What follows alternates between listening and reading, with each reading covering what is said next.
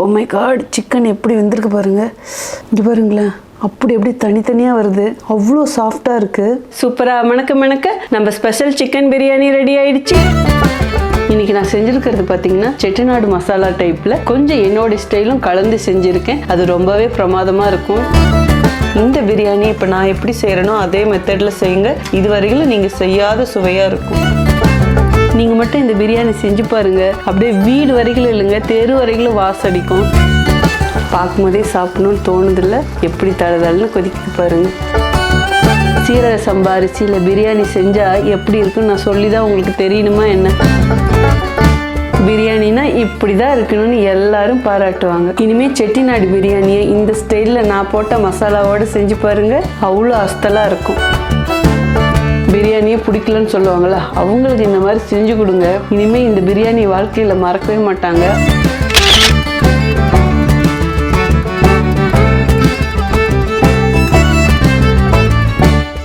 சமையல் நல்லா இருக்கணும்னா அதுக்கு மெயின் காரணம் மசாலா. நம்ம கிட்ட மொத்தம் 24 வகையான மசாலா இருக்கு. இதை நான் எப்படி செய்வேன்னு பார்த்தீங்கன்னா, நான் போடுற அத்தனை பொருட்களும் ஃபர்ஸ்ட் குவாலிட்டி. நானே போய் தேடி பார்த்து எந்த இடத்துல நல்லா இருக்கோ அங்கே போய் ப்ரீமியம் குவாலிட்டி வாங்கி செய்கிறேன். ஸோ அது எல்லாமே உங்களுக்கு கிடைக்கும். இந்த வீடியோ கீழே இருக்கிற கான்டாக்ட் நம்பருக்கு வாட்ஸ்அப் மூலியமா நீங்கள் ஆர்டர் பண்ணிக்கலாம். அக்கா லாஸ்ட் மந்த் சூப்பர் ஆஃபர் கொடுத்தீங்க. லாஸ்ட் மந்த் கொடுத்த ஆஃபரே இந்த மந்த்தும் வேணும்னு உங்கள நிறைய பேர் கேட்டீங்க. ஸோ உங்களுக்காகவே ஜூலை 5th இருந்து 31st வரைக்கும் all over Tamil Nadu free delivery.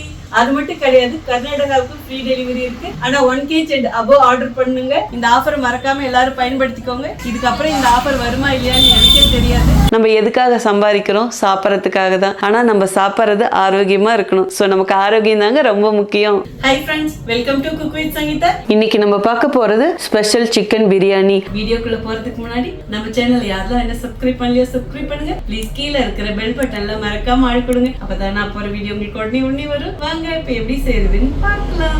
இப்ப சிக்கன் பிரியாணி பண்றதுக்கு நான் 1.5 கிலோ சிக்கன் எடுத்து வச்சிருக்கேங்க. இது பிரியாணிக்குங்கிறதுனால கொஞ்சம் நல்லா பெரிய பீஸாவே போட்டிருக்கேங்க. கறி கொஞ்சம் கொழுப்போட இருக்கணுங்க, அப்பதான் பிரியாணி ருசியா இருக்கும். நான் லெக் பீஸ்ல அப்படியே லைட்டா கோடு போட்டு வச்சிருக்கேங்க, அப்பதான் மசாலா எல்லாம் உள்ள இறங்கும். நம்ம இன்னைக்கு 1 கிலோ சீரக சம்பா அரிசியில தான் செய்ய போறோம். ஸோ அதுக்கு தகுந்த அளவு தாங்க எடுக்கணும். 1 கிலோ கறியில இருந்து 1.5 கிலோ வரைக்கும் போடலாம். பட் 1.5 கிலோ போடும் போதும் நமக்கு பிரியாணி ரொம்ப சுவையா இருக்கும். இப்ப இந்த கறியை நல்லா சாஃப்ட் பண்ணும். அதுக்கு தேவையான பொருட்களும் இதுலயே போட்டுக்கலாங்க. இப்போ இதுக்கு தேவையான அளவு உப்பு போட்டுக்கலாங்க. நான் 1.5 டீஸ்பூன் கல்லுப்பு போடுறேன். கல்லுப்பு போடும் போதும் ரொம்ப ருசியா இருக்குங்க.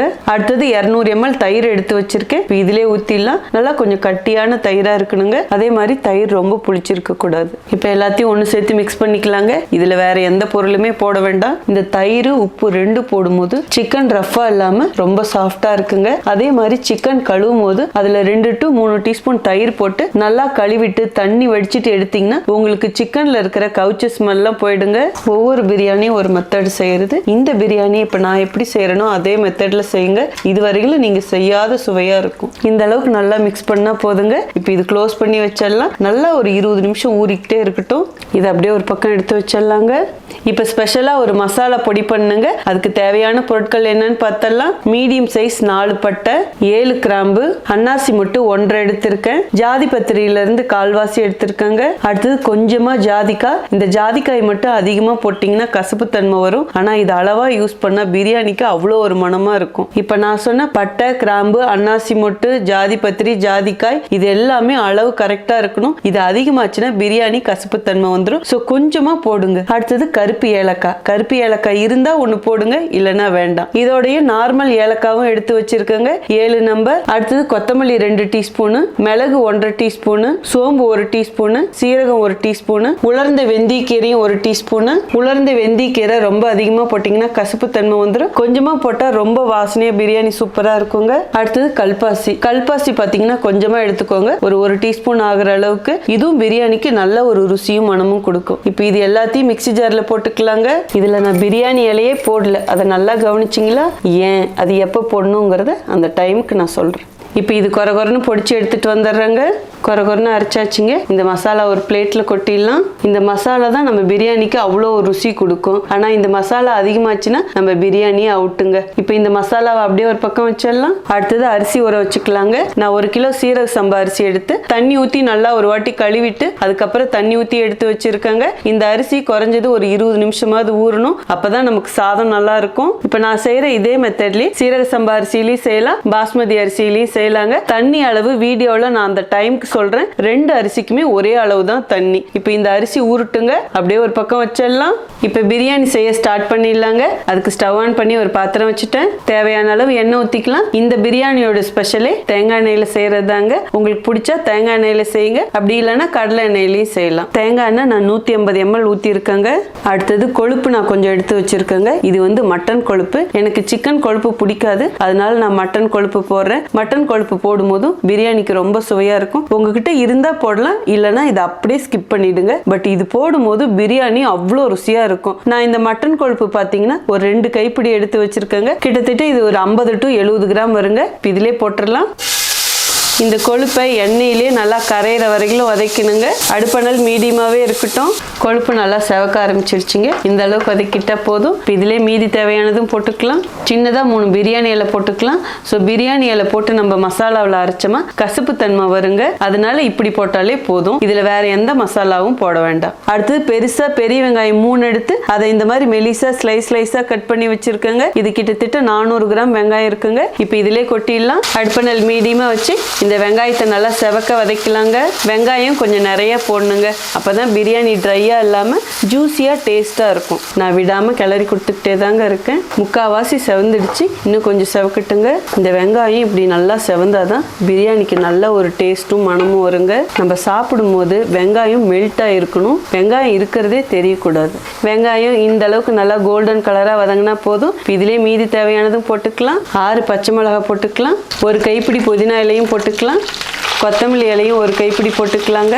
இப்போ எல்லாத்தையும் கிளறி கொடுத்துடலாம். பச்சை மிளகா, கொத்தமல்லி, புதினாலாம் எண்ணெயிலே நல்லா வதக்கிடணுங்க. ஜஸ்ட் ஒரு 2 நிமிஷம் வதக்குனா போதும். எல்லாமே நல்லா வதங்கிடுச்சுங்க. இனிமேல் இஞ்சி பூண்டு பேஸ்ட் போட்டுடலாம். இஞ்சி பூண்டு பேஸ்ட் 6 டீஸ்பூன் எடுத்து வச்சிருக்கேங்க. இதிலே போட்டுடலாம். இதே நீங்கள் 1/2 கிலோ அரிசியில் செய்கிறதா இருந்தால் 3 டீஸ்பூன் போட்டால் போதும். இது அளவு பார்த்தீங்கன்னா 100 கிராம் பூண்டும் 50 கிராம் இஞ்சியும் போட்டு அரைச்சதுங்க. இதிலே ஒரு 1/2 டீஸ்பூன் உப்பு போட்டுக்கலாம். அப்போ அடி பிடிக்காம இருக்கும். இந்த இஞ்சி பூண்டு பேஸ்ட் பச்சை மணம் போகிற வரைக்கும் வதக்கலாங்க. இப்போ நான் செய்கிற மாதிரி நீங்கள் மட்டன் பிரியாணியும் செய்யலாம். ஆனால் மட்டனை வேக வச்சுட்டு அதுக்கப்புறம் போடுங்க. இஞ்சி பூண்டு பச்சை மணம் போகிற வரைக்கும் வதக்கியாச்சுங்க. அடுத்தது நம்ம அரைச்சி வச்ச மசாலா பொடி போட்டுக்கணும். இது போடுறது ரொம்ப முக்கியம். நீங்கள் அதிகமாக இருக்குதுன்னு நினச்சா இதில் எந்த அளவுக்கு தேவையோ அந்த அளவுக்கு போட்டால் போதுங்க. ஒரு 3 டீஸ்பூன் போட்டிங்கன்னா கரெக்டாக இருக்கும். நான் செஞ்சுருக்கிற அளவு கரெக்டாக இருக்குது, அதனால எல்லாமே போட்டாங்க. இப்போ எல்லாத்தையும் ஒன்று சேர்த்து கிளறி கொடுத்துடலாம். 1 நிமிஷத்துக்கு இந்த மசாலா நல்லா வதக்கி கொடுத்துடலாங்க. மசாலா நல்லா வதங்கிடுச்சுங்க. இனிமேல் தேவையான காரப்பொடியெல்லாம் போட்டுக்கலாம். 1 டீஸ்பூன் வெறும் மிளகா பொடி போட்டுக்கலாம். இப்போ அடுப்பணல் ஃபுல்லாக கம்மியாக இருக்கணுங்க. அடுத்தது காஷ்மீர் மிளகா பொடி 1/2 டீஸ்பூன் போட்டுக்கலாம். நான் எங்கெல்லாம் காரம் போட்டனோ அங்கே உங்கள் டேஸ்ட்டுக்கு ஏற்ற மாதிரி கூடி குறைச்சி போட்டுக்கோங்க. நம்ம அரைச்ச இந்த மசாலாவிலே காரம் இருக்கும். அப்புறம் பச்சை மிளகாயும் போட்டிருக்கோம். ஸோ அதுக்கு தகுந்த மாதிரி தான் நான் காரம் போட்டிருக்கேன். மஞ்சள் பொடியெல்லாம் போட வேண்டாங்க. ஜஸ்ட் ஒரு 10 to 20 செகண்ட் இதை நல்லா கிளறி கொடுத்தா போதுங்க. நல்லா வதங்கிடுச்சு. இனிமேல் நம்ம சிக்கன் போட்டுடலாம். நம்ம உப்பும் தயிரும் போட்டு சிக்கனில் மிக்ஸ் பண்ணி வச்சோம் இல்லைங்களா? ஸோ அதை இப்போ கொட்டிடலாம். இப்போ கிளறி கொடுத்துடலாங்க. இந்த சிக்கன் நல்லா ஒரு 3 to 4 நிமிஷம் இந்த மசாலாவிலேயே வதக்கணுங்க. கம்மியான நல்லே இது 3 நிமிஷம் வேகட்டுங்க. இடையில ஒரு வாட்டி எடுத்து கிளறி கொடுக்கணுங்க.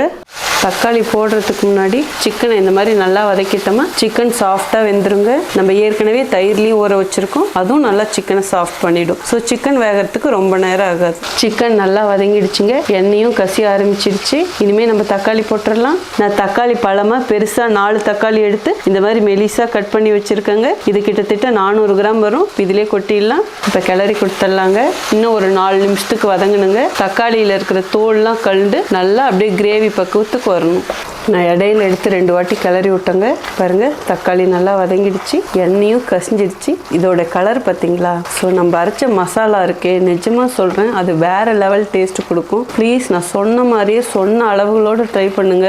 பிரியாணி கசக்காது. அந்த மசாலாவோட ருசி அவ்வளோ பிரமாதமாக இருக்கும். இந்த அளவுக்கு நல்லா மசாலாவிலேயே சிக்கன் வதங்கினா போதுங்க. இனிமே நம்ம தண்ணி அளந்து ஊற்றிடலாம். இப்போ தண்ணி ஊற்றுறதுக்கு முன்னாடி இந்த கிரேவியை நல்லா பார்க்கணும். கிரேவி ரொம்ப கொதன்னு கொஞ்சம் அதிகமாக இருந்தால் நம்ம அளக்குற தண்ணி அளவில் கொஞ்சம் குறைச்சிடணும். இப்போ பாருங்க, இந்த கிரேவிக்கும் இந்த சிக்கனுக்கும் கரெக்டாக இருக்கும். ஸோ அப்போ நம்ம தண்ணி அளவை குறைக்க வேண்டாம். நமக்கு எவ்வளோ ஊற்றணுமோ அந்த அளவே ஊற்றினா போதும். பட் இந்த இடத்துல தான் நீங்கள் தப்பு பண்ணுவீங்க. கிரேவி அதிகமாக இருந்து தண்ணியும் கரெக்டாக ஊற்றுனீங்கன்னா உங்களுக்கு பிரியாணி ரைஸ் குழஞ்சி போயிடும். ஒவ்வொருத்தருக்கும் இந்த கிரேவியோட அளவு கொஞ்சம் மாறும். அதாவது கொஞ்சம் கூடி குறைச்சி வெங்காயம் தக்காளி எடுத்துட்டீங்கன்னு வச்சுக்கோங்க, அப்போ கிரேவியோட அளவும் கூடி குறையும். ஸோ இந்த இடத்துல மட்டும் கவனமாக பார்த்துக்கோங்க.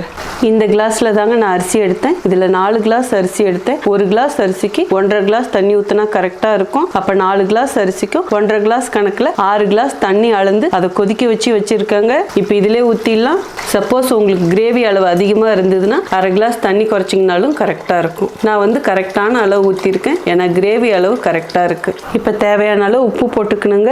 ஏற்கனவே அங்கங்கே உப்பு போட்டிருக்கிறோம். அதாவது சிக்கன் ஊற வைக்கும் போது அதில் உப்பு போட்டோம், அதே மாதிரி மசாலா வதக்கும் போதும் போட்டோம். ஸோ இப்போ இந்த ஸ்டேஜில் தேவையான அளவு போட்டுக்கணும். நான் 1 டீஸ்பூன் போட்டிருக்கேன். நீங்கள் உங்கள் டேஸ்ட்டுக்கு ஏற்ப கூடி குறைச்சி போட்டுக்கோங்க. இப்போ நல்லா கிளறி கொடுத்துடலாங்க. கிளறி கொடுத்துட்டு உப்பு கரைஞ்ச பிறகு உப்பு காரம் புளிப்பு பாருங்க, உங்கள் டேஸ்ட்டுக்கு தகுந்த மாதிரி அட்ஜஸ்ட் பண்ணிக்கோங்க. இப்போ இது நல்லா கொதிக்கணுங்க. நல்லா கொதிக்குதுங்க. இப்போ ஒரு வாட்டி கிளறி கொடுத்துடலாம். அடுப்பணல் ஃபுல்லாக கம்மி பண்ணி இதை ஒரு 4 நிமிஷத்துக்கு வேக விட்டுடலாங்க. அப்போ சிக்கன் இன்னும் நல்லா சாஃப்ட் ஆகிடும். 4 நிமிஷம் கழித்து பார்க்கலாம். 4 நிமிஷம் நல்லா கொதிச்சிருச்சு. சிக்கனும் முக்கால்வாசி வெந்துடுச்சுங்க. இனிமேல் நம்ம அரிசி போட்டுடலாம். நம்ம ஊற வச்ச அரிசியை தண்ணி வடிகட்டி எடுத்து வச்சிருக்கோங்க. இதிலே கொட்டிடலாம். இப்போ இதோடய மீதி தேவையானதும் சேர்த்துக்கலாங்க. 1 டீஸ்பூன் எலுமிச்சை சாறு சேர்த்துக்கலாம். 5 பச்சை மிளகாய் எடுத்து வச்சிருக்கேன். இப்போ இதுவும் போட்டுடலாம். பச்சை மிளகாய் இந்த மாதிரி லாஸ்ட்டாக அப்படி போடும்போதும் பிரியாணிக்கு நல்ல ஒரு ஃப்ளேவர் கொடுக்குங்க. அடுப்பணல் மீடியமாக வச்சு இதை எல்லாத்தையும் அப்படியே லைட்டாக கிளறி கொடுத்துடலாம். அரிசி நம்ம ஊற வச்சது, ஸோ அதனால ரொம்ப போட்டு அப்படி இப்படியும் கிளறாம லேசாக கிளறி கொடுத்தா போதுங்க. அங்கங்கே நம்ம மிளகா போட்டிருக்கோம். ஸோ ஓவராக காரமாக இருக்குன்னு நினச்சிக்காதீங்க. நான் அளவாக தான் போட்டிருக்கிறேன். ஏன்னா மிளகா பொடியில் நம்ம 1 டீஸ்பூன் தான் போட்டோம். மிளகா பொடியை விட பச்சை மிளகா பிரியாணிக்கு நல்ல ஒரு ஃப்ளேவரும் டேஸ்ட்டும் கொடுக்குங்க. உப்பு மட்டும் டேஸ்ட் பார்த்தீங்கன்னா ஒரு கல் தூக்கலாக இருக்கிற மாதிரி இருக்கணும். அப்போதான் பிரியாணி வெந்து வரும்போது கரெக்டாக இருக்கும். இப்போ இது நல்லா கொதிச்சு வரட்டும். நல்லா கொதிக்குதுங்க. இப்போ ஒரு வாட்டி அடியிலேருந்து அப்படியே லைட்டாக கிளறி கொடுத்துடலாம். போதுங்க. அடுப்பணல் ரொம்ப ஃபுல்லாக வைக்க வேணாம், ஏன்னா தண்ணி சீக்கிரமாக சுண்டிட்டு உங்களுக்கு அரிசி வேகாத மாதிரி போயிடும். மீடியமான அனலே இருக்கட்டும். இந்த தண்ணி இன்னும் கொஞ்சம் சுண்டி வரட்டுங்க. அதுக்கப்புறம் நம்ம தம் போட்டுடலாம். தண்ணி சுண்ட அப்படியே லைட்டாக அப்படி எடுத்து கொடுக்கணுங்க. நீங்கள் எடுக்கிற அரிசி சீரக சம்பா அரிசி நல்லா பழசாக இருக்கணும். அப்போ தான் இந்த மாதிரி உடையாமல் முழுசாக இருக்கும். இன்னும் கொஞ்சம் தண்ணி சுண்டட்டும். ஆல்மோஸ்ட் தண்ணி இழுத்துடுச்சு. இனிமேல் தம் போட்டுடலாம். கொஞ்சம் தண்ணி இருக்கும் போதே தம் போட்டால் தான் ட்ரை ஆகாதுங்க. நான் எடுத்துருக்கிற அரிசி நல்லா பழைய அரிசி, அதனால நல்லா உதிரியாக வருங்க. நீங்கள் இலை இருந்ததுன்னா மேலே இலை போட்டு அதுக்கு மேலே பிளேட் போட்டு மூடி தம் போடணுங்க. இப்போ இது க்ளோஸ் பண்ணிடலாம். நான் பெரிய பர்னர்லேருந்து இப்போ பிரியாணி சின்ன பர்னருக்கு மாற்றிடுறேங்க. சின்ன பர்னர்லேயும் அடுப்பணல் ஃபுல்லாக கம்மி பண்ணிடணும். இது மேலே ஒரு வெயிட்டான பொருள் வச்சுடுங்க. நான் இடிக்கல் வச்சுட்டேன். அடுப்பணலும் ஃபுல்லாக கம்மியாக தான் இருக்குது. இது 1 கிலோ அரிசிங்கிறதுனால 14 நிமிஷம் தம் போடணுங்க. இதே 1/2 கிலோ அரிசியாக இருந்தால் 12 நிமிஷம் போட்டிங்கன்னா போதும். இல்லை ரெகுலராக நீங்கள் எப்படி தம் போடுவீங்களோ அப்படியும் போடலாம். 14 நிமிஷம் அப்படியே இருக்கட்டுங்க. அதுக்கப்புறம் பார்க்கலாம். 14 நிமிஷம் தம் டைம் முடிஞ்சிடுச்சுங்க. இப்போ ஸ்டவ் ஆஃப் பண்ணிடலாம். உடனே ஓப்பன் பண்ண வேண்டாம். ரெஸ்ட் டைம் ஒரு 15 மினிட்ஸ் கொடுத்துடலாங்க. அதுக்கப்புறம் ஓப்பன் பண்ணி பார்க்கலாம். ரெஸ்ட் டைம் முடிஞ்சிருச்சுங்க. இப்போ தம் எடுத்துடலாம். இப்போ இது மேலே கொஞ்சமாக நெய் ஊற்றிக்கலாங்க. ஒரு டீஸ்பூன் ஊற்றினா போதும். நெய் ஊற்றுறது ஆப்ஷனல் தான். வேணுன்னா ஊற்றுங்க, இல்லைன்னா பரவாயில்ல. பட் ஊற்றும் போதும் ரொம்ப சுவையும் மனமாக இருக்கும். கொஞ்சமாக கொத்தமல்லி இலையும் மேலே தூவிடலாம். இப்போ தம் உடைச்சிடலாம். அப்படியே அடியிலேருந்து எடுத்து கொடுத்தா போதும். வாசம் சும்மா வீதி வரைக்கும் வரும். இந்த மாதிரி செஞ்சு பாருங்க. ஒவ்வொரு சாதமும் உதிரியாக அப்படியே மசாலாவோட ஜூஸியாக எப்படி இருக்குன்னு பாருங்க. பார்த்தீங்களா இந்த சிக்கன் எவ்வளோ சாஃப்டாக அப்படி தம்மாக இருக்குன்னு? இப்படி இருக்கணுங்க. இப்போ நான் செஞ்ச பிரியாணிக்கு உங்களுக்கு சப்போஸ் மசாலா செய்ய முடியலன்னா இருக்கவே இருக்குது சங்கீதா பிரியாணி மசாலா. ப்ளீஸ் ட்ரை பண்ணி பாருங்கள். ரொம்ப சூப்பராக இருக்கும். இப்போ நான் சொன்னது எப்படி இருக்குமோ அதை விட இந்த மசாலா போடும் போதும் செம்ம அஸ்தலாக இருக்குங்க. பிரியாணி மசாலா மட்டும் இல்லைங்க, நம்மக்கிட்ட வீட்டுக்கு தேவையான அத்தனை மசாலாவும் இருக்குது. எல்லா மசாலாவும் ஃபர்ஸ்ட் குவாலிட்டி அல்டிமேட்டாக இருக்குங்க. வேணுங்கிறவங்க வாட்ஸ்அப் நம்பருக்கு கான்டாக்ட் பண்ணுங்க. அவ்வளோதாங்க. சூப்பராக மணக்க நம்ம ஸ்பெஷல் சிக்கன் பிரியாணி ரெடி ஆயிடுச்சு. வாங்க எப்படி இருக்குன்னு டேஸ்ட் பார்த்தலாம். சும்மா பிரியாணி மணக்க இருக்கு. இதுக்கு மேல என்னால் வெயிட் பண்ணவே முடியாதுங்க. இப்போ சாப்பிட்டு பார்க்கணும். அதுக்கு முன்னாடி இந்த லெக் பீஸ் எந்த அளவுக்கு வெந்திருக்குன்னு பாருங்க. ஓ மை காட், அப்படியே ஜூஸியா இருக்கு பாருங்க. இப்படி இருக்கணும். கொஞ்சம் லெக் பீஸு, பிரியாணி ரைஸு 2 சேர்த்து ஒன்றா சாப்பிட்ருவோமா இல்லை டிப்ஸ் கொடுத்துருவோமா? ரெண்டுமே செஞ்சிடலாங்க. இப்போ இதுக்கு முக்கியமான டிப்ஸ்ன்னு பார்த்தீங்கன்னா, நான் அரைச்ச மசாலா ரொம்ப முக்கியம். அது அளவு அதிகமாகிடுச்சுன்னா கண்டிப்பாக கசப்புத்தன்மை வரும். அது நான் நிறைய வீடியோவில் சொல்லியிருக்கேன். தக்காளி ரொம்ப அதிகமானாலும் புளிப்புத்தன்மை அதிகமாயிடும். ஸோ அப்போ தக்காளி சோறு மாதிரி ஆயிடும். எல்லாமே அளவோடு இருக்கணும். நீங்கள் மட்டும் இந்த பிரியாணி செஞ்சு பாருங்க. அப்படியே வீடு வரைக்கும் இல்லைங்க, தெரு வரைக்கும் வாசடிக்கும். ஏன்னா நம்ம அரைச்ச மசாலா அந்த மாதிரி. பாருங்க எந்த அளவுக்கு உதிரியா இருக்குன்னு. சீரக சம்பா அரிசியில பிரியாணி செஞ்சா எப்படி இருக்குன்னு நான் சொல்லிதான் உங்களுக்கு தெரியணுமா என்ன? அவ்வளோ ருசியா இருக்குங்க. இதை நீங்க குக்கர்லயும் செய்யலாம். இதே அளவுகளோட ட்ரை பண்ணி பாருங்க. ரொம்பவே அஸ்தலா இருக்கும். இப்போ எப்படி இருக்குன்னு டேஸ்ட் பார்த்தலாம். ஓ மை காட், சூப்பராக இருக்கு. எல்லா அளவுகளும் அவ்வளோ பர்ஃபெக்டாக இருக்கு. ப்ளீஸ் மஸ்ட் ட்ரைன்னு சொல்லுவேன். இந்த மசாலா இருக்குங்களே வேற லெவல். ஒவ்வொரு சாத்துலேயும் அந்த மசாலாவோட ருசி தெரியுது. பிரியாணியே பிடிக்கலன்னு சொல்லுவாங்கள்ல, அவங்களுக்கு இந்த மாதிரி செஞ்சு கொடுங்க. இனிமே இந்த பிரியாணி வாழ்க்கையில் மறக்கவே மாட்டாங்க. அம்புட்டு ருசியாக இருக்கும். வாயில் வைக்க சும்மா உள்ளே போயிட்டே இருக்கு. தேவாமிர்தமாக இருக்குன்னு சொல்லலாம். கண்டிப்பாக இதே மாதிரியே ட்ரை பண்ணி பார்த்துட்டு எப்படி இருக்குன்னு சொல்லிட்டு கமெண்ட் பாக்ஸில் சொல்லுங்க. இன்னைக்கு நான் செஞ்சிருக்கிறது பார்த்தீங்கன்னா செட்டிநாடு மசாலா டைப்ல கொஞ்சம் என்னோட ஸ்டைலும் கலந்து செஞ்சிருக்கேன். அது ரொம்பவே பிரமாதமா இருக்கும். உங்களுக்கு இந்த ரெசிபி பிடிச்சதுன்னா ப்ளீஸ் மறக்காம ஃபர்ஸ்ட் ஒரு லைக் கொடுத்துருங்க. ரொம்ப பிடிச்சதுன்னா உங்க ஃப்ரெண்ட்ஸ் அண்ட் ஃபேமிலிக்கு ஷேர் பண்ணுங்க. நீங்க இதுவரையில எனக்கு கொடுத்துட்டு இருக்க அன்புக்கும் ஆதரவுக்கும் ரொம்ப நன்றி. உங்களுக்கு என்ன ரெசிபி வேணும் ப்ளீஸ் அதுவும் கமெண்ட் பாக்ஸ்ல சொல்லுங்க. இன்ஸ்டாகிராம், ஃபேஸ்புக் இன்னும் யாரெல்லாம் ஃபாலோ பண்ணாம இருக்கீங்களோ ப்ளீஸ் உடனே குடுகுடுன்னு ஓடி போயிட்டு ஃபாலோ பண்ணிட்டு வந்துருங்க. இதே மாதிரி செஞ்சு பார்த்துட்டு உங்களுக்கு பிடிச்சா மட்டும் உங்க ஃப்ரெண்ட்ஸ் அண்ட் ஃபேமிலிக்கு ஷேர் பண்ணுங்க. அடுத்த ஒரு சூப்பர் ஸ்பெஷல் வீடியோல உங்களை சந்திக்கிறேன். Until then, see you. Bye bye. Love you all.